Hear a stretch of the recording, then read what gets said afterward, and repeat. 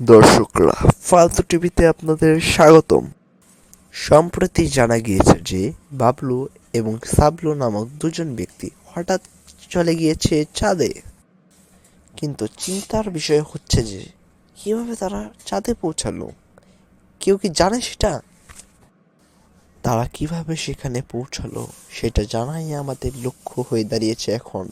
বিজ্ঞানীরাও তা জানার চেষ্টা করছে, কারণ পৃথিবী থেকে চাঁদের দূরত্ব প্রায় 3 লক্ষ কিলোমিটার।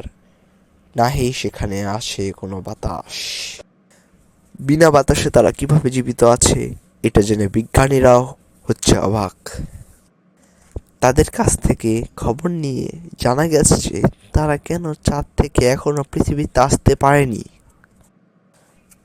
কারণ আপনারা এখনো পুরো ভিডিওটিতে লাইক এবং চ্যানেলটি সাবস্ক্রাইব করেননি। তো যান এখনই পুরো ভিডিওতে লাইক এবং সাবস্ক্রাইব করে দেন, আর পুরো ভিডিওতেও লাইক করে দিয়ে যান।